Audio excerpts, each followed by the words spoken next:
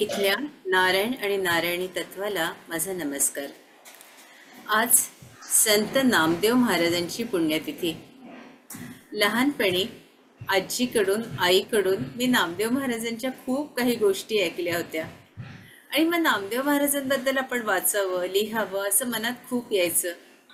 लिहायला जरी सुरुवात केली नाही तरी नामदेव महाराजांबद्दल वाचत गेली आणि आज काल जेव्हा कॅलेंडर उघडून बघितलं, अरे म्हटलं आज तर महाराजांची पुण्यतिथी आहे, मग हीच संधी साधूया आणि हितगुज करूया महाराजांबद्दल. महाराजांना प्रार्थना करते की त्यांनी माझ्या मुखातून आपल्याशी बोलून घ्यावं. 700 वर्षांपूर्वी केलेल्या राष्ट्रीय एकात्मतेचे पहिले उद्गाते कोण असतील तर ते संत नामदेव महाराज. आज 700 वर्ष होऊन गेले तरी त्यांच्या भजनांबद्दल त्यांच्या कार्याबद्दल गौरव केला जातो आणि भरभरून बोलल्या जातं. 13व्या शतकात यांचा जन्म कधी झाला तर 13व्या शतकातला. 13वं शतक हे भारताच्या आध्यात्मिक इतिहासामध्ये सुवर्णाक्षरांनी लिहून ठेवावं असंच आहे. बघा ना, जर आपण भारतातील अनेक प्रांतांचा विचार केला तर बिहार, ओरिसा, मध्य प्रदेश, उत्तर प्रदेश असं आपण नाव घेतो, पण केवळ महाराष्ट्रालाच आपण महाराष्ट्र म्हणतो. भारताला सुद्धा म्हणजे हिंदुस्थानाला सुद्धा महाराष्ट्र म्हटलं जात नाही. खरं तर महाराष्ट्र हा हिंदुस्थानाचा एक भाग आहे. आणि मला असं वाटतं की थोर महात्मे, थोर सत्पुरुष, संत जर कुठे त्यांनी जन्म घेतला असेल प्रामुख्याने तर तो या महाराष्ट्रात घेतलाय. ज्ञानेश्वर माऊली, निवृत्तीनाथ, सोपान देव, मुक्ताबाई ही बहीण भावंड, तर संत नामदेव, संत गोरा कुंभार, संत सेना न्हावी, संत सावतामाळी, संत विसोबा खेचरांची बायको सोयराबाई आणि त्यांची बहीण निर्मला, योगीराज, चांगदेव, संत जनाबाई आणि संत कबीर हे 13व्या शतकातलेच. दुसरं असं वैशिष्ट्य मला जाणवलं अभ्यासातून की सगळे हे परिवारातले आहेत. म्हणजे नामदेव महाराज असे एक अलौकिक व्यक्तिमत्व आहे की ज्यांनी जन्म तर महाराष्ट्रात घेतला आणि काम पंजाबात केलंय. तर त्यांचे वडील दामा शेट्टी आणि आई गोणाबाई यांचा जन्म नरशीचा म्हणजे आपल्या परभणी जवळचा. बालपणी ते पंढरपूरला आले. कोणी म्हणतं त्यांचा जन्म पंढरपूरचा आणि कोणी म्हणतं नरशीचा, पण त्यांचा जो अभ्यास केला त्याच्यानुसार मी सांगू शकते की त्यांचा जन्म हा झाला नरशीचा. त्यांचा जन्म झाल्यानंतर त्यांचे वडील पंढरपूरला गेलेले आहेत.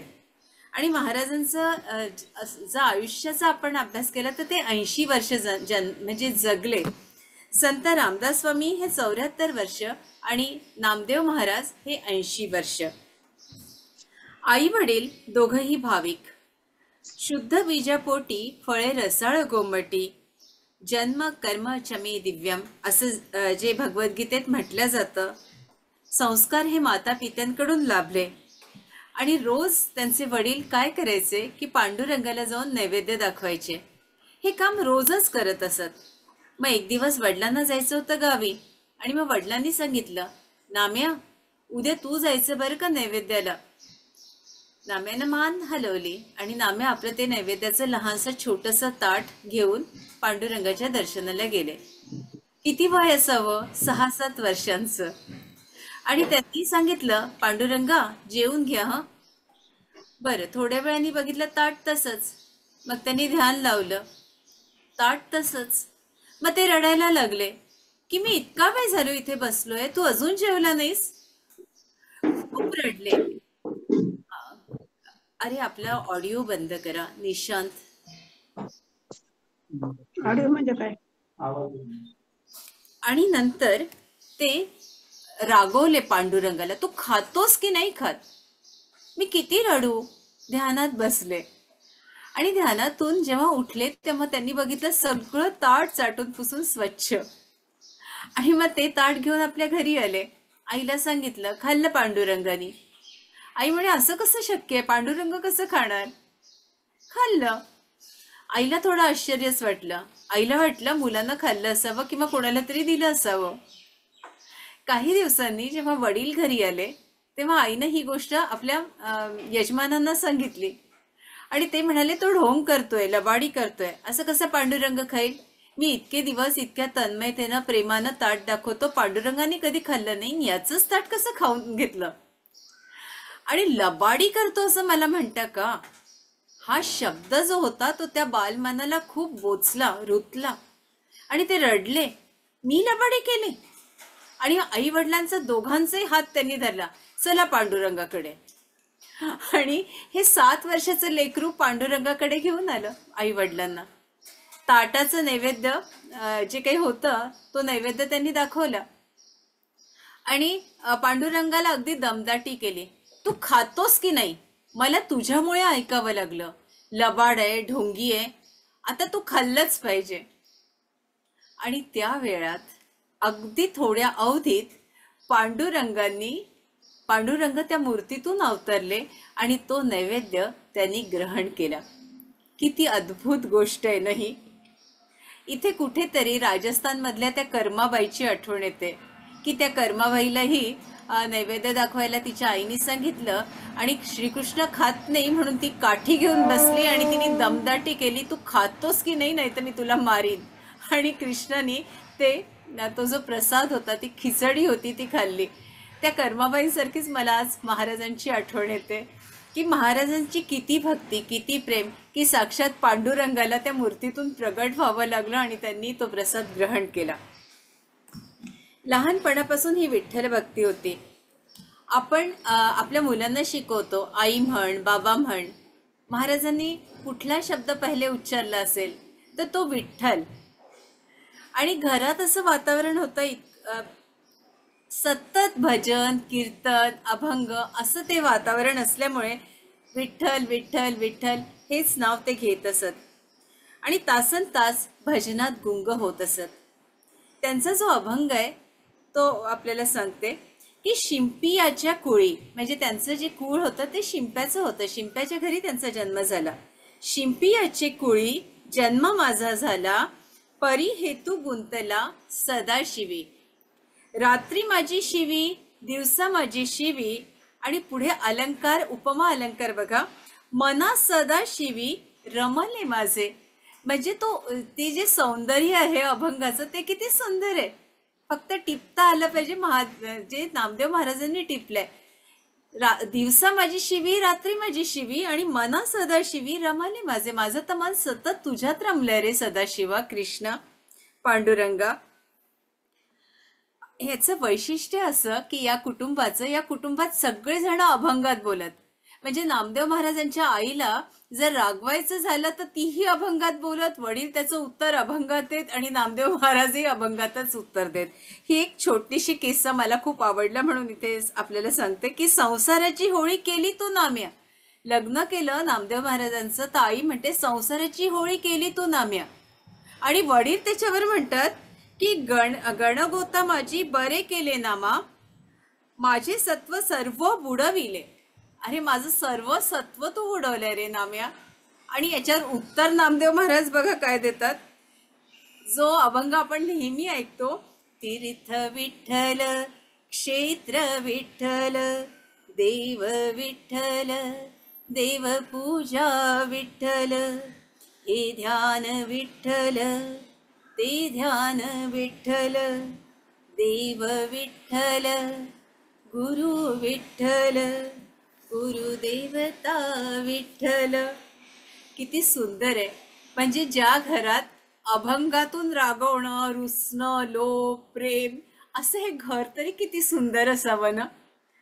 संत नामदेवाचा प्रपंच खूप मोठा. म्हणजे घरात किती माणसं असतील तर 14 माणसं आणि 15वी ती जनी. या जनाबाईंबद्दल मी नक्कीच तुम्हाला सांगणार आहे की जनाबाईंचे आणि नामदेव महाराजांच्या त्या शिष्या आणि घरात त्यांच्या काम करायच्या. जनी ही 15वी होती त्यांच्या घरातली. विठ्ठलाच्या भक्तीत हे सारं कुटुंब न्हात होतं. वडील दामाशेठ, आई गोणाई, पत्नी राजाई आणि त्यांच्या मुलांची नावं बघा. नारा, विठा, गोंदा आणि महादा ही 4 मुलं. आऊबाई, लिंबाई, लाडाई या लेकी आणि सुना. सगळ्यांनी अभंग रचना लिहिल्या असं एकच महाराष्ट्रातलं कुटुंब, आणि म्हणून असं वाटलं की या कुटुंबाबद्दल, महाराजांबद्दल आपल्याशी जरूर हितगुज साधावं. आणि ज्ञानदेवांच्या जेव्हा संजीवन समाधीचा प्रसंग होता तेव्हा त्या क्षणी हे सगळं कुटुंब तिथं हजर होतं. संत नामदेवांनी माऊलींबद्दल जे गौरवोद्गार काढलेत, नामदेवांनी ज्ञानेश्वर माऊलींना बरोबर तीर्थयात्रा केल्या आहेत. म्हणजे 8-10 वर्ष हे एकमेकांच्या सोबत राहिले आहेत. माऊलींचं दर्शन आपल्याला ज्ञानेश्वरीतून होतं. नामदेवांनी माऊलींवर 225 साक्षात्कारी अभंग लिहिले आहेत. नामदेव महाराज म्हणतात, ज्ञानदेव हे जणू परब्रह्माचा व्यक्त ठसा. सूर्य मानवी रूपात प्रगटला ते ज्ञानदेव. संत नामदेव महाराजांपेक्षा म्हणजे ज्ञानदेव महाराजांपेक्षा माऊलींपेक्षा 5 वर्षांनी मोठे. ज्ञानदेवांच्या संजीवन समाधीनंतर ते 54 वर्ष जगले.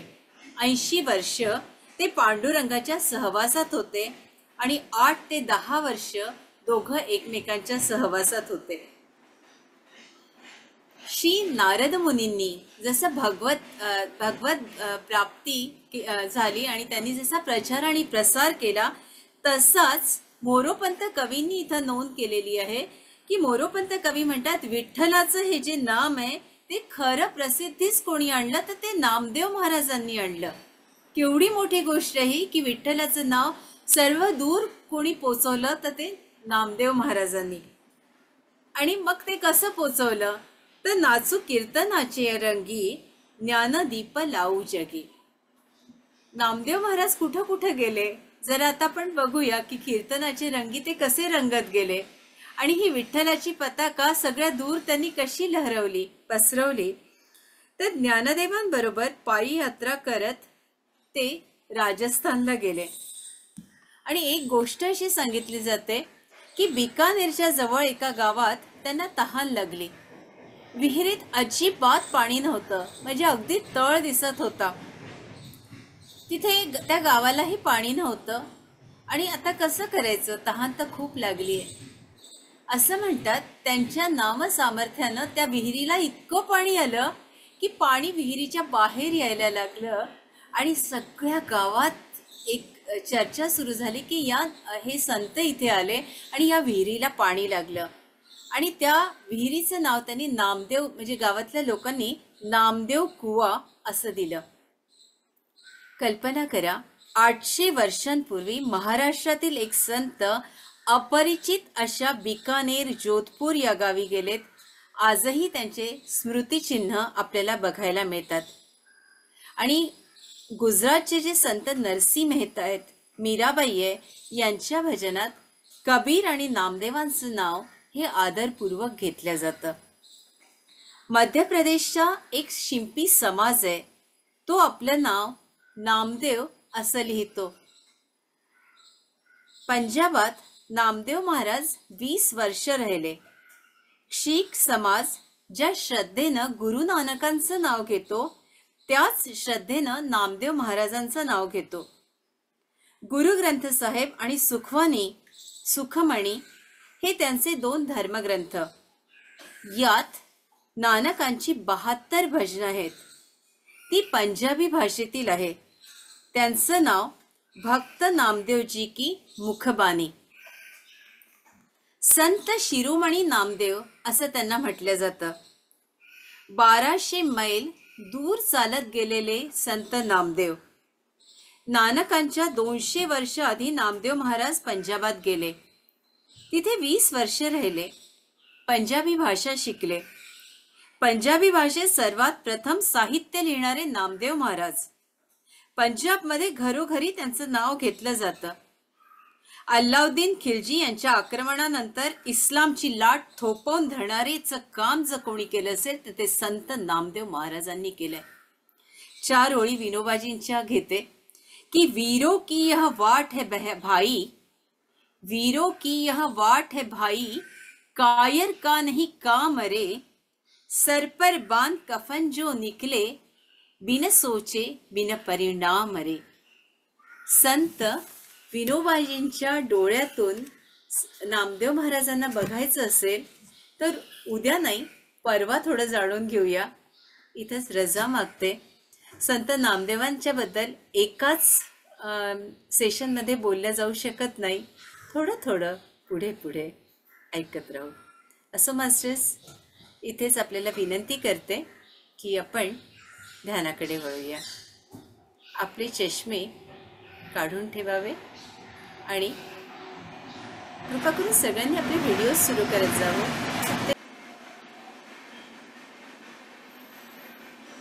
आपले चष्मे बाजूला करून ठेवा. संत नामदेव महाराजांना आपण आमंत्रित करतो आहोत अत्यंत नम्रपणानं.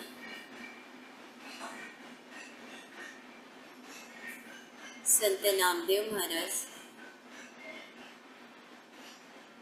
त्यांचं संपूर्ण परिवार इथे आलंय.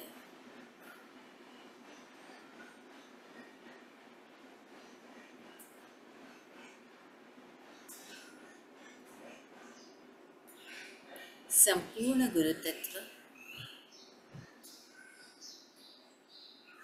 आणि विठ्ठल रुक्माई या ऊर्जेशी एकरूप होऊन जा मास्टर्स.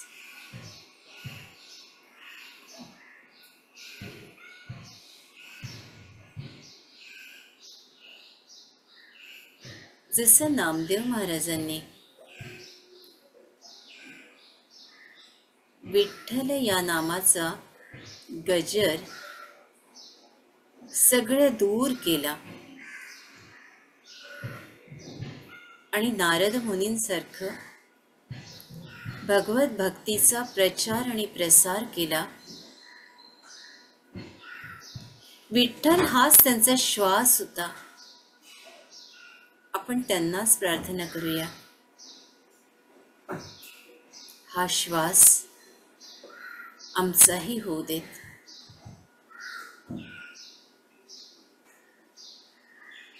याच क्षणी ब्रह्मरंध्राच्या तिथे प्रचंड ऊर्जा आपल्याला जाणवते.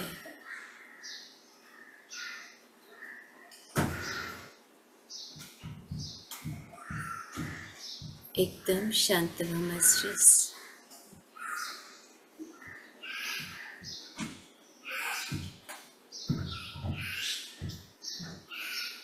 एकदम शांत. संत नामदेवांच्या ऊर्जेशी मास्टर्स आपण एकरूप झाला आहात आणि विठ्ठल हे नाव त्यांनी आपल्या हृदयावर कोरलंय.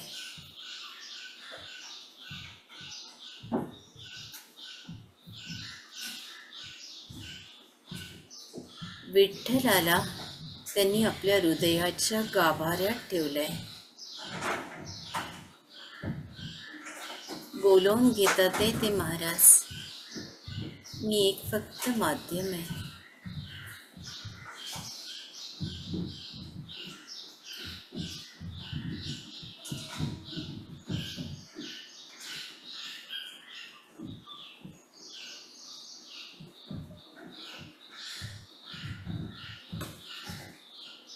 अजून शांत होत चला मास्टर्स.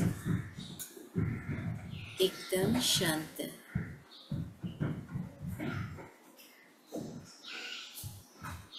या सावळ्या विठ्ठल रुक्माईला नामदेव महाराजांनी आपल्या हृदयात ठेवलंय. एक खोल श्वास घ्या या हृदयापर्यंत आणि श्वासाबरोबर या विठ्ठलाला जोडून घ्या. महाराज म्हणतात ना, श्वासाबरोबर जोडून घ्या म्हणजे विठ्ठल इकडे तिकडे जाणारच नाही.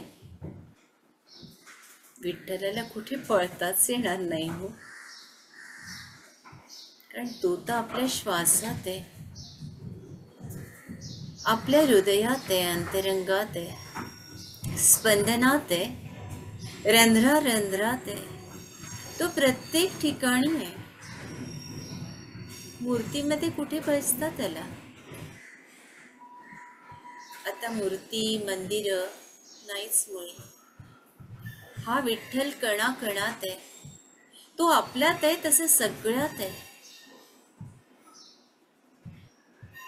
सामावून घ्या आपल्या श्वासात.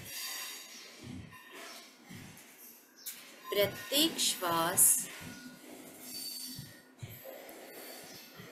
हा विठ्ठलाचा, नाव विठ्ठलाचं, आणि निर्माण झालेली स्पंदनं ही पण विठ्ठलाची. शांत होत चला मन.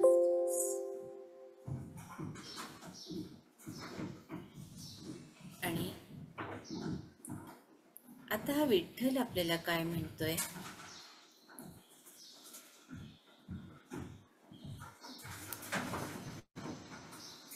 त्याचा तो आवाज, तो आर्त आवाज ऐकूया.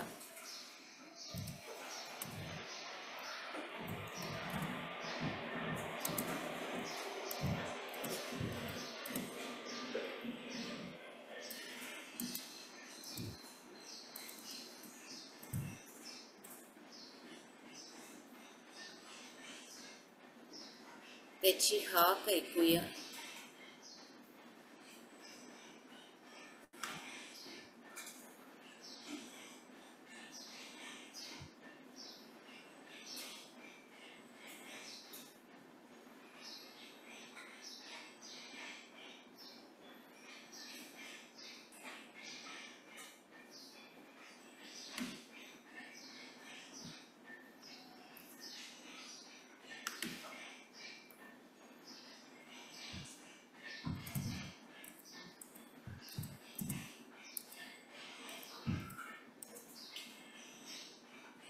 काय म्हणतात ते नामदेव महाराज? आपल्याला ऐकू येतोय त्यांचे स्वर.